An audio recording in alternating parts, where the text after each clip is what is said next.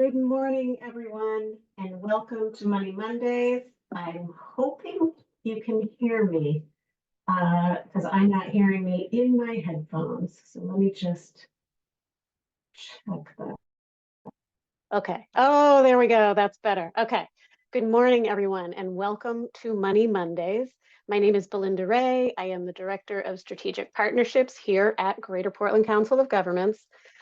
I am alone, which makes me so sad, but Paul's off today doing some other things, and he'll be here next week, and I'll be gone. So we're doing a, little bit of lonely Money Mondays.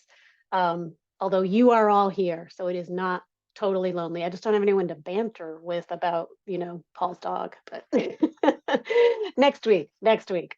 So I am going to talk to you today about an opportunity. And if you have questions, please feel free to enter them into the chat or the Q&A. I'll tackle them at the end, and you can always email me, email Paul, if you have questions about anything. So here we go. I wanted to talk to you today about the TD Bank Charitable Foundation Regional Grants. So these are a regional grant that has 4 priority areas. TD has these 4 priority areas that they focus on for their granting. And the areas are better health, connected communities, financial security, vibrant planet. And so if you want to submit a grant to one of their opportunities, including this regional grant opportunity, it needs to address one of these 4 things. Now, within these 4 things, there are subcategories. So within better health, they're looking for innovative solutions. Within connected communities, there are 3 subcategories. There's shared experiences, arts and culture, local needs.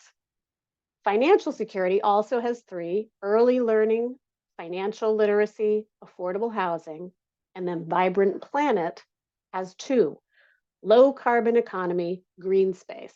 It might seem silly that I'm going through all this so in depth, but it took me a long time on their website going through their forms to figure out exactly what all the charts meant. So I'm hoping that you hearing this here today will help you navigate those forms when you go to look at them.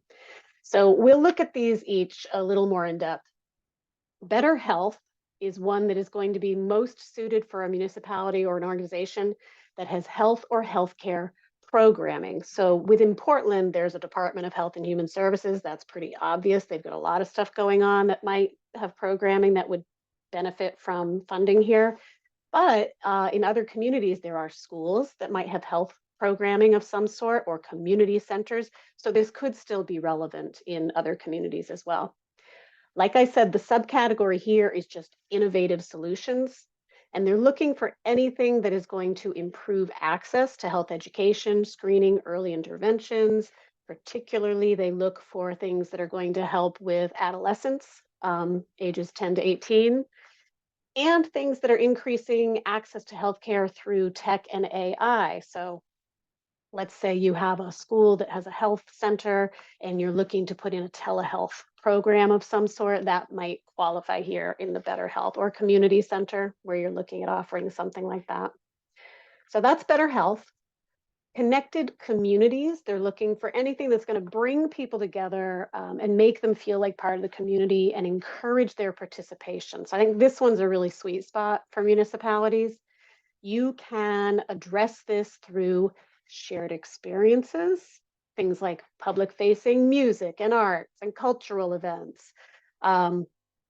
You can do it directly through arts and culture, anything that's going to stimulate kind of that creative economy and help remove barriers for people who are trying to become artists and make money as artists. So if you have some kind of connecting program for artists, that could be a qualifying program.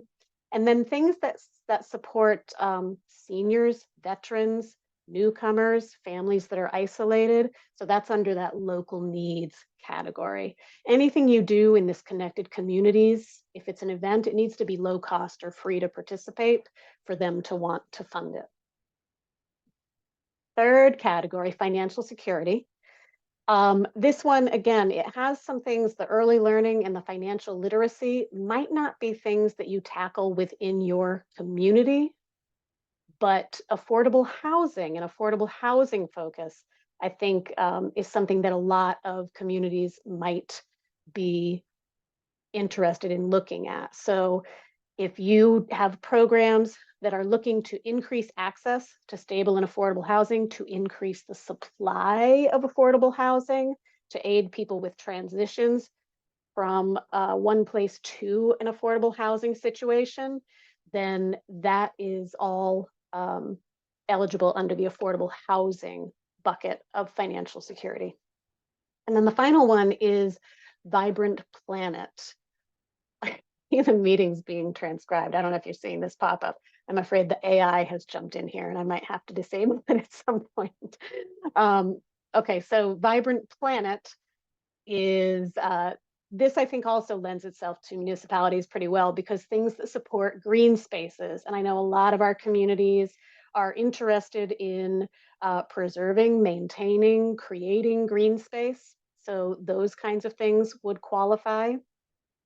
Anything that is about transitioning to a low carbon economy. So if you are looking at switching your fleet, there might be a program in there that would help you under Vibrant Planet. And I encountered the term peri-urban here, which was new to me. And that just means immediately adjacent to the urban area. So they're looking at these Vibrant Planet solutions in urban, suburban, and peri-urban areas. Okay, so I'm coming back to this because, again, like I said, when I was going through this, it just took me a long time. There are separate PDFs explaining the categories, and it took me a little figuring out. So again, the 4 focus areas are better health, connected communities, financial security, and vibrant planet. And within those are these subcategories that are listed there. You apply for this grant online, which I always think is nice because it just walks you through a process. When you get to this section, they're going to have you pick one, right? So you're either working in better health and you're looking at innovative solutions, or you're in the connected communities and you're doing one of those 3. So you do need to think about these things, read up on them, figure out where your project fits, and be ready when you get in there to apply. And then after that, the next one is, what is your funding focus area?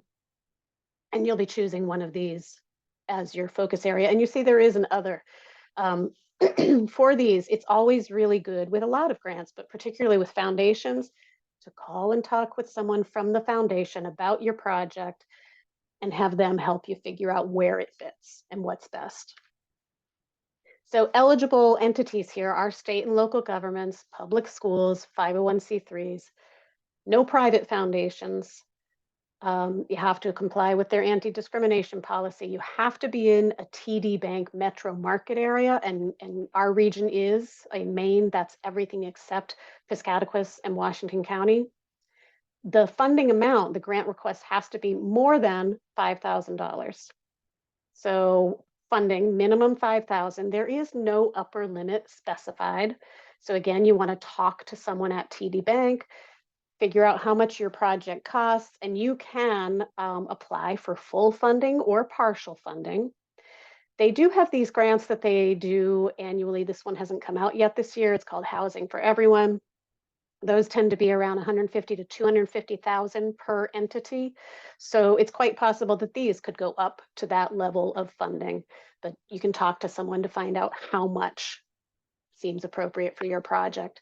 The period of performance, these are quick. So it's a pretty short project. They want you to be submitting an impact report, like here's what we did with the money, here's the impact, 9 months after you get the grant. There is some flexibility. If you get to the end of that time and you haven't spent it all, you need to provide a timeline for when are you going to expend the rest of the funds. But obviously they want to fund something and see some quick and tangible results. So that's what they're looking for here.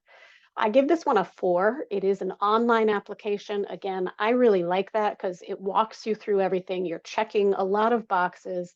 The spaces for narratives here are pretty small. It's, not a lot of words. So it's not a ton of prep except figuring out what the project is, putting together the budget, and then being ready to get into the portal. There's a PDF link here that'll tell you everything you need to be able to provide them with.